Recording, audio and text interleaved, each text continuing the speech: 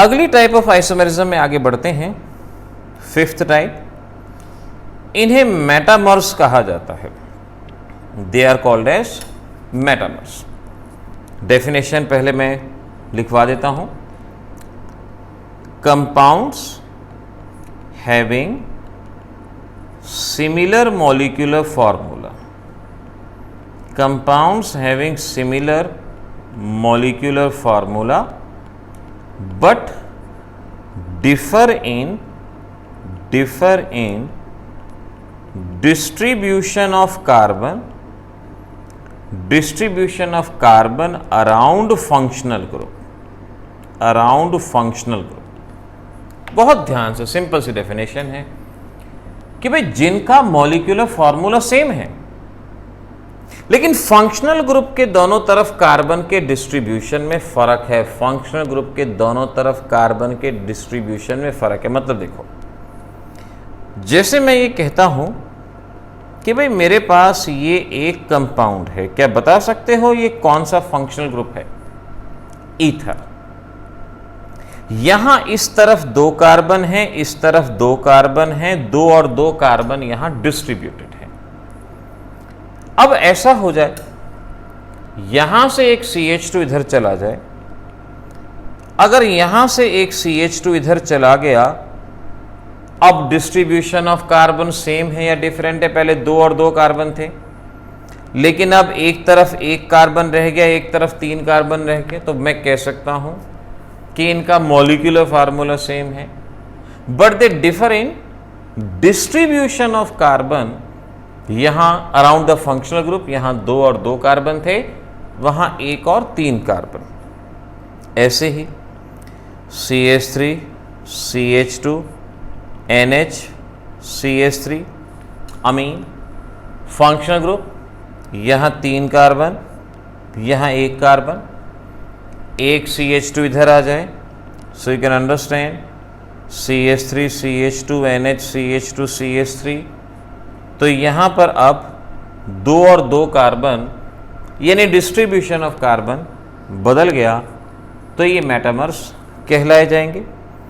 ऐसे ही यहां भी देख सकते हो, ये फंक्शनल ग्रुप कौन है? कीटोन।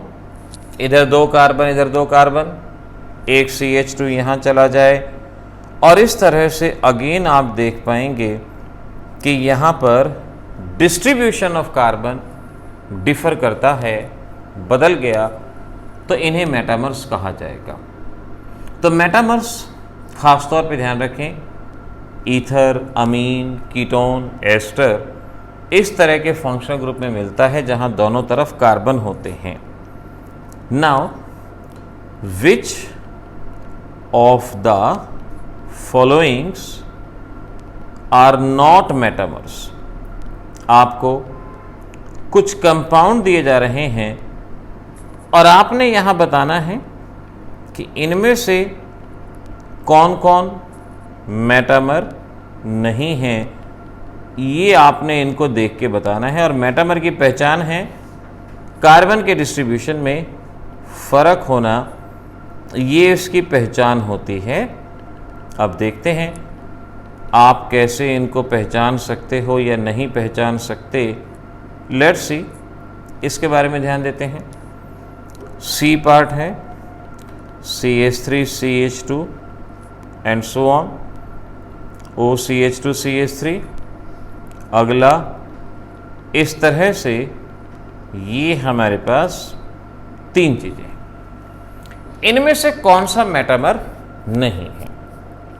मेटामर के बारे में ये जान लिया कि भाई यहां पर डिस्ट्रीब्यूशन ऑफ कार्बन डिफर करता है। 1 carbon 3 carbon, 2 carbon 2 carbon, distribution में फर्क है, दोनों मेटामर हैं। 2 carbon 2 carbon, 1 carbon 3 carbon, distribution में फर्क है, ये भी मेटामर है। इसे देखो, 1 कार्बन 3 कार्बन, 1 कार्बन 3 कार्बन, यहां भी 1 and 3, वहां भी 1 and 3, ये हमारा मेटामर नहीं होगा क्योंकि डिस्ट्रीब्यूशन ऑफ कार्बन में फर्क नहीं है। इन्हें मेटामर नहीं कहा जाएगा। इस चीज को आपने समझ लेना है। बहुत गौर से, बहुत ध्यान से इस टाइप के क्वेश्चन को करना होगा आपको, गड़बड़ी ना हो, किसी भी तरह की प्रॉब्लम ना हो, ये आपने ध्यान रखना होगा।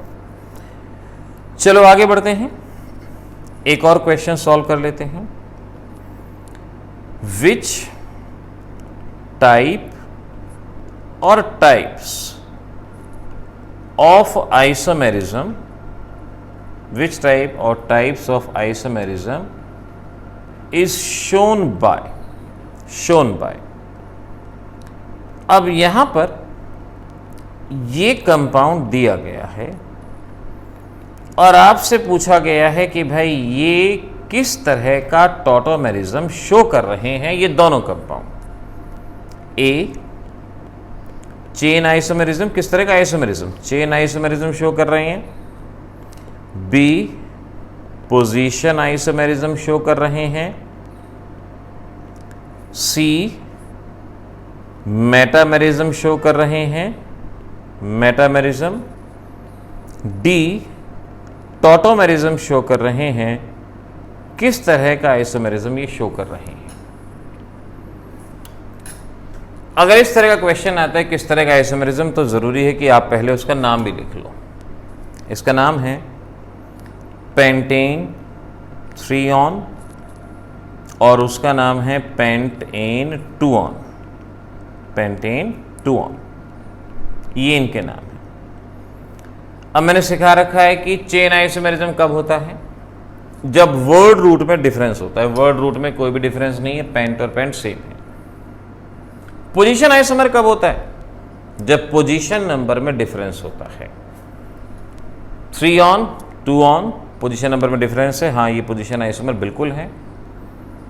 मेटामर्स, जब फंक्शनल ग्रुप के दोनों तरफ कार्बन के डिस्ट्रीब्यूशन का फर्क हो, यहाँ 2n2 वहाँ 1n3 कार्बन के डिस्ट्रीब्यूशन का फर्क है, तो ये मेटामेरिज्म भी है। टॉटोमेरिज्म में 1,3 माइग्रेशन ऑफ हाइड्रोजन होता है, वो यहाँ कहीं नहीं है, तो हम कहेंगे। और इस खास एग्जाम्पल से मालूम पड़ता है कि दो कंपाउंड एक से ज्यादा तरह का आइसोमेरिज्म शो कर सकते हैं। 2 compounds can show more than 1 type of isomerism, जैसे ये आपस में पोजीशन आइसोमर भी हैं और मेटामर्स भी हैं। तो इस बात को अलग से लिख लेना होगा कि 2 कंपाउंड एक से ज़्यादा तरह का आइसोमेरिज्म शो कर सकते हैं, ये यहां से याद रखोगे। अब लास्ट टाइप हमारे पास आती है ring chain isomerism. Ring chain isomerism ये हमारे पास लास्ट में आता है। तो हम कहते हैं दे possess similar molecular formula but one possess ring and one possess open chain। लिखो, compounds having similar molecular formula, compounds having similar molecular formula but differ in ring and open chain structure,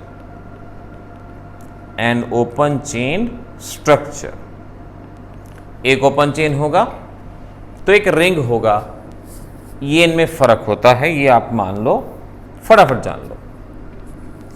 एक बात ध्यान रखना, 1 pi bond correspond to 1 ring, यानी अगर compound में 1 pi bond है तो एक रिंग बन सकता है। जैसे देखो CH3 CH double bond CH2, molecular formula C3H6। क्या इसका रिंग चेन आइसोमर बन सकता है? अब रिंग चेन आइसोमर की कंडीशन है या तो रिंग हो या मल्टीपल बॉन्ड हो। एक मल्टीपल बॉन्ड एक रिंग को रिप्रेजेंट कर सकता है। रिंग कम से कम 3 कार्बन का बनता है, तो यहां से इस कार्बन को अगर मैं इसके साथ कनेक्ट कर दूं और वैलेंसी पूरी करने के लिए हाइड्रोजन शिफ्ट कर दूं, तो आप देखेंगे ऐसे दिखा सकते हो कार्बन कार्बन कार्बन, 3 कार्बन है, 3 कार्बन का रिंग। ये ऐसे दिखा सकते हो, ये कार्बन ऊपर की तरफ लिख दो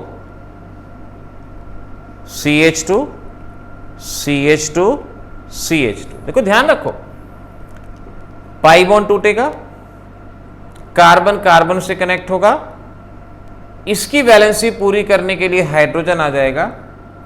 तो कई बार हाइड्रोजन काउंटिंग में दिक्कत हो जाती है, तो बेशक से ऐसे बनाओ, या डायरेक्ट 3 कार्बन है तो 3 कार्बन का रिंग वहां पर शो कर दो। मॉलिक्यूलर फार्मूला C3H6, तो मॉलिक्यूलर फार्मूला सेम है, लेकिन एक ओपन चेन है और एक रिंग है, ऐसे बना।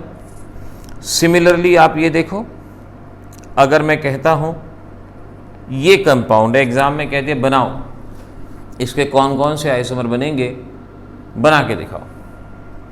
4 कार्बन है, क्या रिंग बनेगा? अगर पाई बॉन्ड होगा तो 1 pi bond can form ring, pi bond है तो बनेगा। अब रिंग 3 कार्बन का भी बन सकता है और 4 कार्बन का भी। पहले 3 कार्बन का बना दो, ये कार्बन यहां से कनेक्ट कर दो, ये कार्बन यहां से कनेक्ट कर दो, तो आप देखोगे कि ये 3 कार्बन का रिंग बन गया और ये मिथाइल यहां से कनेक्टेड है। ये मिथाइल ये रहा 1 2 3 3 कार्बन का रिंग, चाहे तो CH CH2 CH2 इस तरह से दिखाओ, चाहे ऐसे बना दो। और दूसरी पॉसिबिलिटी है 4 कार्बन का रिंग, यानी ये डायरेक्ट यहां से कनेक्ट कर दो, 4 कार्बन का रिंग। इस तरह से आप 4 कार्बन का रिंग यहां पे बना सकते हो। ये 1 2 3 स्ट्रक्चर यहां बन गए। ये एग्जाम में आने वाले क्वेश्चन है, ये क्वेश्चन है कि इसके रिंग चेन आइसोमर बनाओ, और ये आप यहां आसानी से बना सकते हो। आपसे कहा कि भाई एल्डिहाइड है, इसके बनाओ। एल्डिहाइड क्या बनेगा? पाई बॉन्ड है तो बनेगा। कैसे बनेगा? बस इस कार्बन को ऑक्सीजन से कनेक्ट कर दो, पाई बॉन्ड तोड़ दो। यानी आप इसको ऐसे दिखा सकते हो, 2 कार्बन ऑक्सीजन, बन गया रिंग। ऑक्सीरेन कहते हैं, नोमेनक्लेचर में आपने पढ़ा है oxirane. Now the last question, अगर आपके पास पेंटेन है और पेंटीन है, सॉरी नॉट पेंटेन, पेंटीन, इसके बनाने हैं रिंग चेन आइसोमर, तो इसके रिंग चेन आइसोमर कैसे बनाएंगे? 3 मेंबर, 4 मेंबर, 5 मेंबर। देखो कैसे, पहले तीसरे कार्बन को कनेक्ट कर दो। जब आप इसे कनेक्ट करोगे, 3 कार्बन का तो रिंग बनेगा, और ये CH3 CH2 ये साइड चेन ये ऐसे बनेगा। साइड चेन में 2 कार्बन है। देखो जो पर्टिकुलर एग्जांपल करवा रहा हूं ना, उन्हीं एग्जांपल को कर लो, बहुत है। अब इथाइल मिथाइल, इसे हम ऐसे भी कह सकते हैं कि 1 कार्बन इधर 1 कार्बन इधर, स्ट्रक्चर अलग अलग हो गया भाई। जिनका स्ट्रक्चर अलग अलग होता है वो आइसोमर कहलाए जाते हैं। तो 3 मेंबर का रिंग बनाया, 2 कार्बन की चेन थी, उसे 1 कार्बन में अलग से कर दिया, ये बन गए। अब 4 वाले से करो, 4 मेंबर का रिंग, ये ऐसे 4 मेंबर का रिंग बनाओगे तो ये CH3 एंड सो ऑन, ये CH3 साइड चेन में बचेगा। और फिर 5 मेंबर का, और 5 मेंबर का जब रिंग बनाओगे तो ये डायरेक्ट इस तरह से साइक्लोपेंटेन यहां पर फॉर्म होगा, ऐसे बनेगा। इस टाइप से बच्चों स्ट्रक्चरल आइसोमर्स बेसिक क्या क्या बातें हो सकती हैं, ये मैंने यहां पर आपको समझा दी हैं, बता दी हैं। कोशिश करना पहले इनको 2-2, 3-3 बार कम से कम पढ़ के अच्छे से याद करना। इसके बेसिस पे क्वेश्चन गूगल फॉर्म में आपके पास आएंगे, उन क्वेश्चंस को भी सॉल्व करना है। लेकिन जब तक 3-4 बार इसकी प्रैक्टिस नहीं कर लोगे, बात नहीं बनेगी। पहले स्टीरियो आइसोमेरिज्म बहुत डिटेल में आपके सिलेबस में हुआ करता था, अब नहीं है। अब स्टीरियो आइसोमेरिज्म में सिर्फ नोमेनक्लेचर यानी कॉन्फ़िगरेशन होता है, वो मैं कॉन्फ़िगरेशन वाले लेक्चर में ऑलरेडी करवा चुका हूँ। D and L, alpha and beta, R and S, वो आप ऑलरेडी कर चुके हैं। ज्योमेट्रिकल में cis trans, E and Z, syn और एंटी, वो ऑलरेडी आप पढ़ चुके हैं, तो उसको वहाँ से आइसोमेरिज्म के अंदर करना है। पहले बहुत ज़्यादा चीज़ें हुआ करती थी, स्टीरियो सेलेक्टिव, रीजियो सेलेक्टिव वगैरह। अब ऐसा कोई भी कंटेंट आपके सिलेबस में नहीं है, लेकिन जितना मैंने यहाँ करवाया उतना ज़रूर करना है। बुक्स खोलोगे तो बुक्स में अलग अलग तरह की चीज़ें मिलेंगी, डेफिनेटली मिलेंगी, क्योंकि वहाँ कंटेंट देना होता है। लेकिन सिलेबस के विद रिस्पेक्ट इतनी चीज़ों को आपने करना है और यही हमें करना होगा। मिलेंगे अगली क्लास में, तब तक के लिए ऑल द बेस्ट।